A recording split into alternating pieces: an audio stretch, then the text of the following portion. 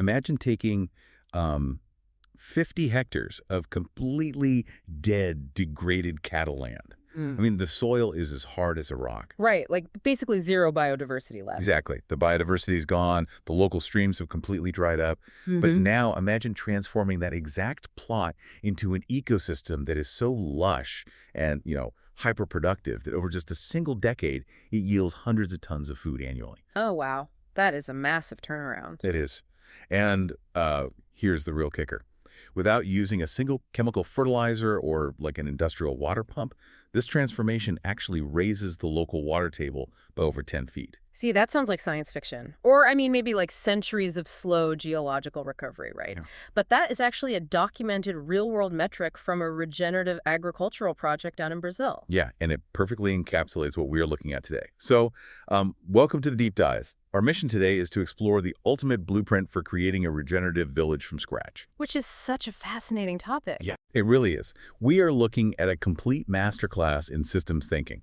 It's a blueprint that brings together ecological building with local materials, regenerative farming, decentralized energy production, and local independent government, all rolled into one highly functional, sovereign community. And, we are pulling from an incredibly rich stack of sources to sort of reverse engineer this whole concept today. Yeah, well, I've got a lot of ground to cover. We do. We have architectural research papers detailing bioregional design, concept guides from the Global Ecovillage Network, and of course, hard data from real-world case studies covering everything from off-grid microgrids to syntropic agroforestry. So whether you are, actively planning to build an eco-community yourself, or maybe you're just looking to retrofit your current home, or even if you're just insanely curious about the future of human settlement, this deep dive offers a look at how we can live better, smarter, and actual harmony with the planet. And the sources make it super clear that before you can even talk about pouring foundations or setting up solar panels, this blueprint requires a massive fundamental mindset shift. We kind of have to completely discard the traditional concept of sustainability and move toward regeneration. Right, because sustainability, well, at least how it's practiced in most modern development, is largely just an exercise in efficiency. It's aiming for that net zero label. Like doing less bad things. Exactly. The goal is simply to do no harm, to, reduce the carbon footprint of the damage we are already causing. But the sources point out that if an ecosystem is already degraded, like that cattle land in Brazil, just sustaining it at net zero isn't really enough. It just keeps it degraded. Right. Regeneration, on the other hand, is a co-evolutionary partnership. It actively adds positive value to the social and ecological system. You move from net zero to net positive. So instead of trying to just, be a less toxic presence, human settlement actually becomes a healing force. Yeah, and that is the core philosophy of thinkers like Ernesto van Peeborg and his concept of the story of place. Oh, I loved this part of the research. It's so vital. Before you touch a single blade of grass on a site, you really must understand its unique geological, ecological, and cultural history. It's the foundation of bioregionalism. Humans have to step out of the role of builders who just impose their will upon a landscape and step into the role of partner gardeners. Okay, let's unpack this. Yeah. Because it's the difference between a developer dropping like a prefab concrete spaceship onto a random plot of land anywhere in the world versus planting a seed that is perfectly engineered for the mineral content of that specific soil. That is a great analogy. Thanks. But if we move from the philosophy to the actual application, a developer still needs to put walls up. So practically speaking, how do they map this story of place without getting bogged down in just, endless ideological planning? Well, what's fascinating here is that the architectural research actually outlines a very practical four-module bioregional methodology. It goes understanding the bioregion, activating resources, weaving networks, and finally, implementing and scaling. Okay, so it is structured. Very structured. And when you actually map local resources deeply, it leads to real, tangible breakthroughs. Yeah. Take the Gemüseck case study in Germany. Oh, right, the butcher shop. Yeah. Architects there acquired this abandoned butcher shop, and instead of demolishing it and, hauling the rubble to a landfill just to pour new concrete, they treated the existing structure and the ground beneath it as a literal resource mine. Wow. They reclaimed the fired bricks, but then they engaged designers to analyze the local soil using a scientific process called chromatography. Wait, okay, let's unpack chromatography, because that sounds like laboratory work, not construction. It totally is laboratory work, but applied to dirt. Chromatography basically separates the components of a mixture. So by applying a soil sample to filter paper with a specific solution, the different organic and mineral components travel at different speeds. Oh, so it creates like a visual map. Exactly. It creates these distinct visual rings. It allowed these builders to see the exact precise ratio of clay, sand, and silt in the ground right beneath their feet. So they aren't just guessing if the mud is strong enough to build with. They have like an actual molecular breakdown of their local dirt. Right. Which meant they could perfectly engineer entirely new, load-bearing clay bricks specific to that exact microregion without needing any industrial firing kilns. That is wild. You are literally building the village out of the village itself. hmm And the sources are really adamant that you cannot heal a bioregion using toxic carbon-intensive materials like concrete and steel. Yeah. We have to transition to these hyper-local earthen building methods. Yeah, and it is definitely worth noting that 50% of the global population still lives in earthen homes today. I mean, this isn't just some ancient forgotten But practice. it's not just historical reenactment. No, it is a viable path forward that totally sidesteps the massive carbon footprint of the industrial supply chain. And the techniques available now are incredibly diverse. Yeah. Like you have rammed earth, which utilizes thermal mass. The walls are built so thick and dense that they create this thermal lag. The temperature control on those is amazing. It is. The research shows midday heat takes 8 to 10 hours to penetrate the wall. So by the time that heat actually reaches the interior, the sun has set and the cool night air has arrived. Yeah, that passive mechanism can lower daytime indoor temperatures by 4 to 5 degrees without a single air conditioning unit. That's huge. And you also have straw bale construction, which, provides superior insulation. People often assume straw is a fire hazard, right? Oh, constantly. But when it is densely packed into blocks and sealed completely with earth and plaster, you cut off the oxygen supply. It is actually highly fire resistant. Yeah, and then there is earth bag construction, or super adobe. Here's where it gets really interesting, because super adobe is essentially building a house out of life-sized, indestructible dirt Legos. I love that description. I mean, you fill woven bags with that locally tested soil, you stack them, and lay barbed wire between the layers. The friction of the barbed wire, combined with the weight of the dirt, creates a structure that is completely flood, earthquake, and pest-proof.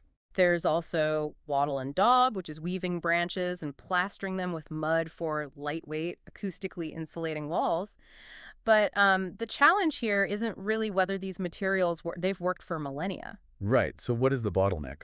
If we connect this to the bigger picture, the challenge is standardizing these bioregional materials so they can actually pass modern building codes.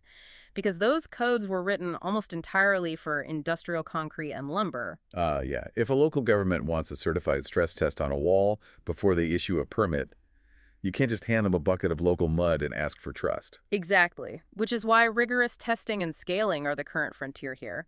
Like in the UK, there's a project called Material Matter, working to standardize local Etruria marl clay to safely retrofit 25 million homes. 25 million. That's incredible. Right, and in France, the LOT8 project took local agricultural waste, specifically rice straw and sunflower stems, and engineered them into standardized thermal insulation and acoustic plaster. Oh, that's so smart. They are actively working with structural engineers to get these materials officially certified so developers can use them legally on a massive scale.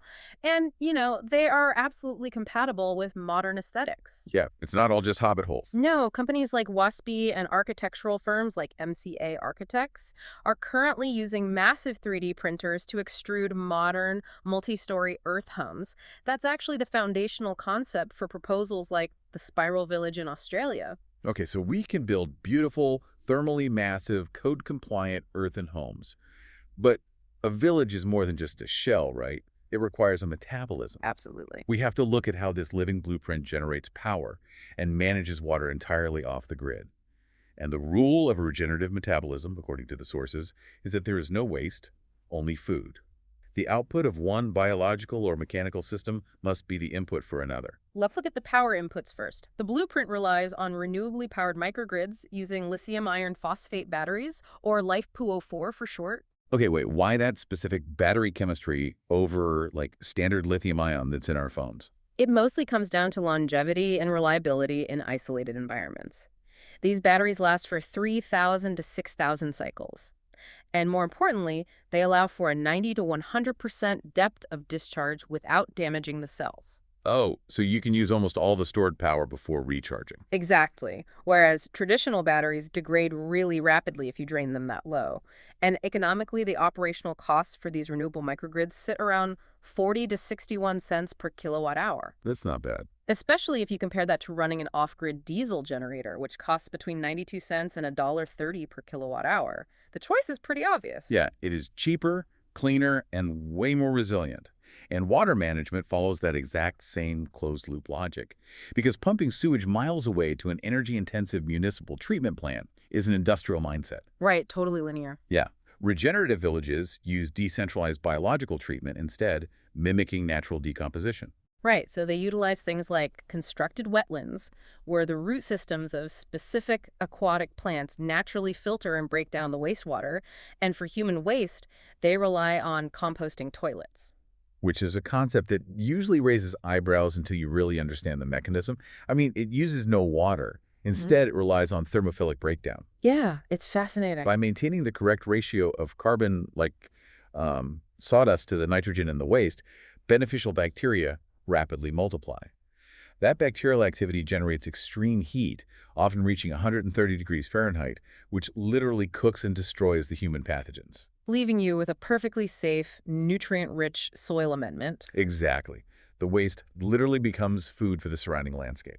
But, tracking all of this out, the output of the solar arrays, the battery depth of discharge, the moisture in the constructed wetlands, and the temperature of the compost that requires a massive amount of coordination. Well, for sure. Which brings us to the brain of the village. The research highlights tech platforms known as a Village OS, like the Regen Villages project in Almere, Netherlands, for example. They manage all of these loops using edge AI servers. And the power requirements for those servers are staggering. They operate on ultra-low power, just 1.2 watts. Wait, really?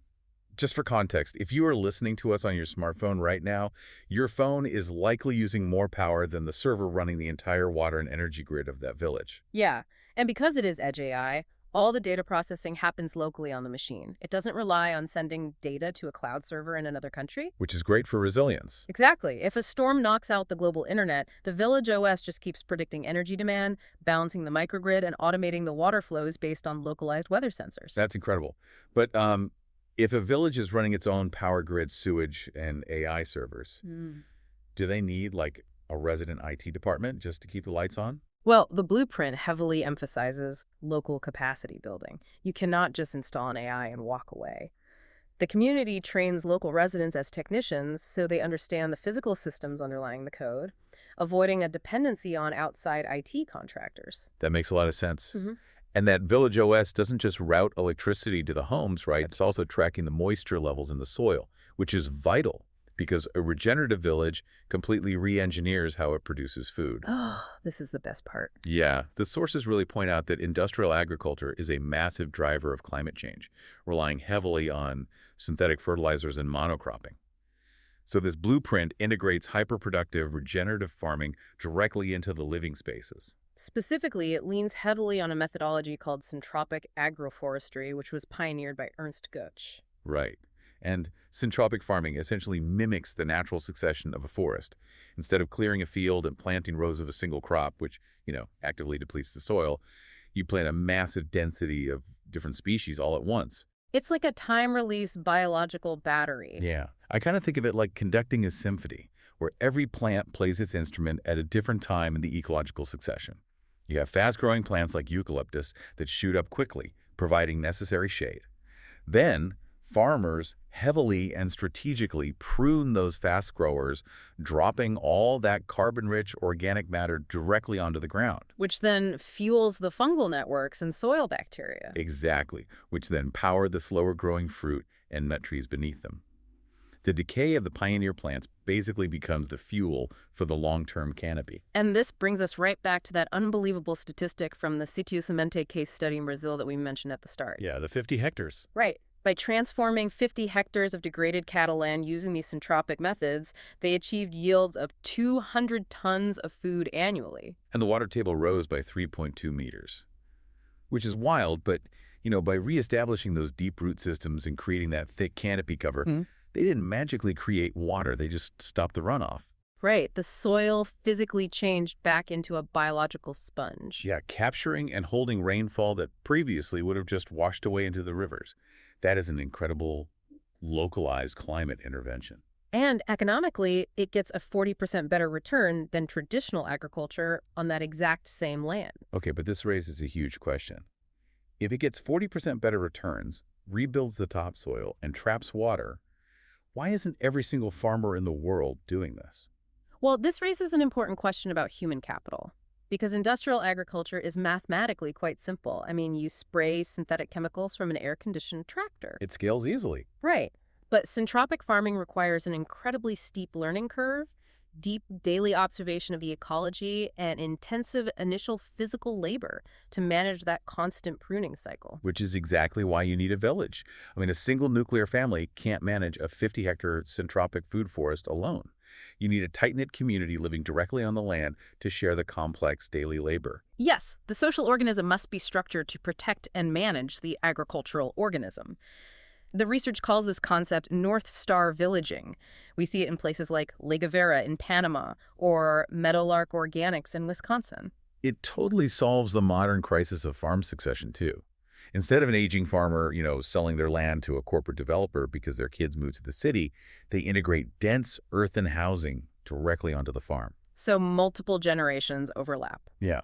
Young farmers live on site, work the syntropic systems, and learn the tacit, highly localized knowledge of that specific soil directly from the elders. But of course, whenever you gather multiple generations of humans to share land, labor, and resources, you introduce the most volatile element of the entire blueprint. Us humans. Humans, you can have the smartest edge AI, the most beautiful rammed earth walls, and a thriving syntropic food forest.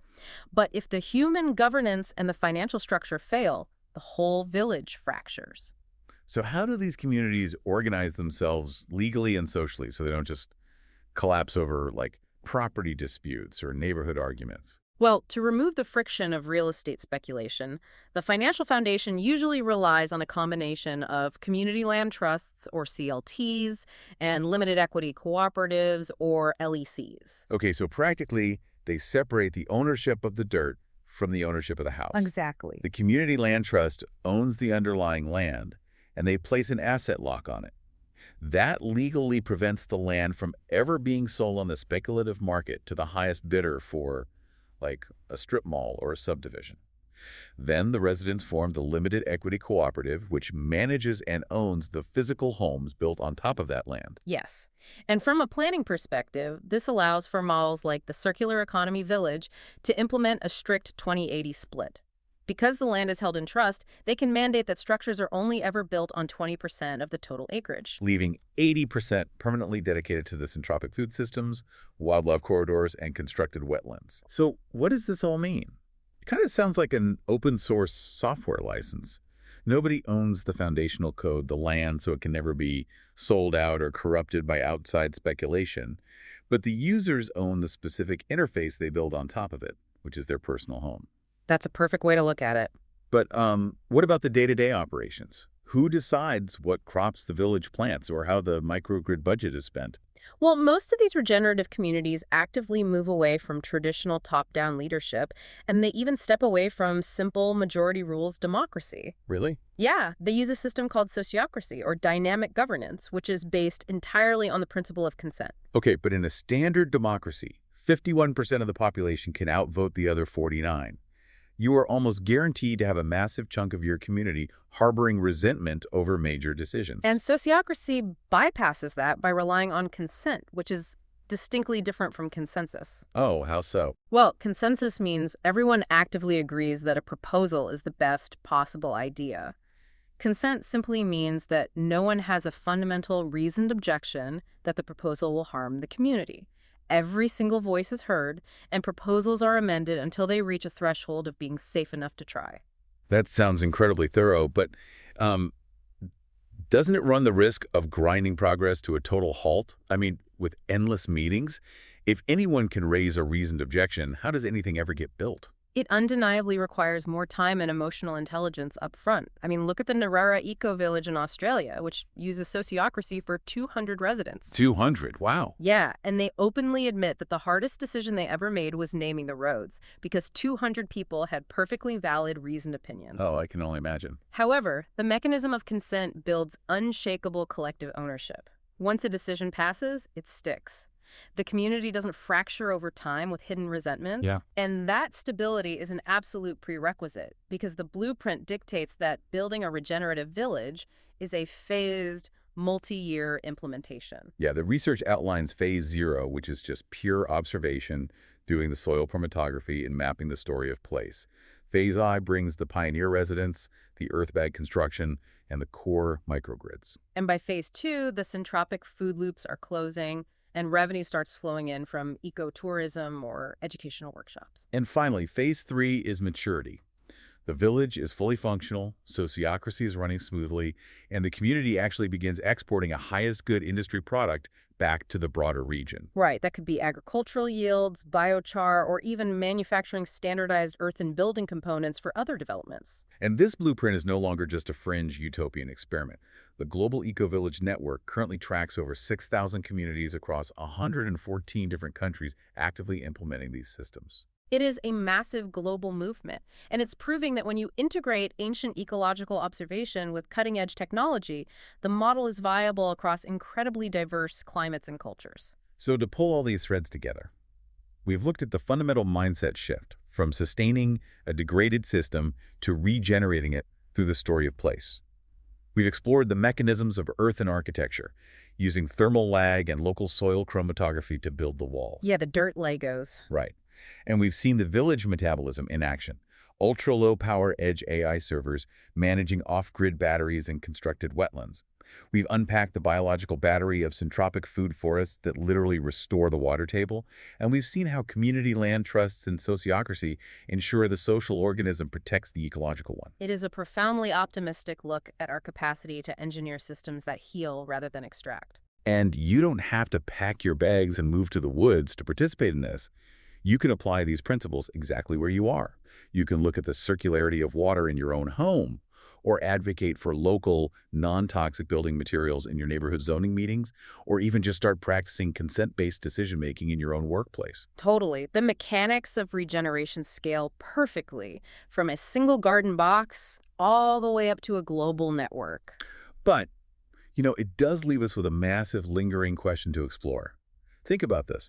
If these regenerative villages truly succeed, if they manage to combine hyper-advanced AI management with absolute food, water, and energy sovereignty, what does that mean for the traditional metropolis? Oh, that is a big question. Right. If the rural countryside becomes more technologically resilient, more economically stable, and more ecologically abundant than the concrete city center, will the centralized, towering smart city become obsolete?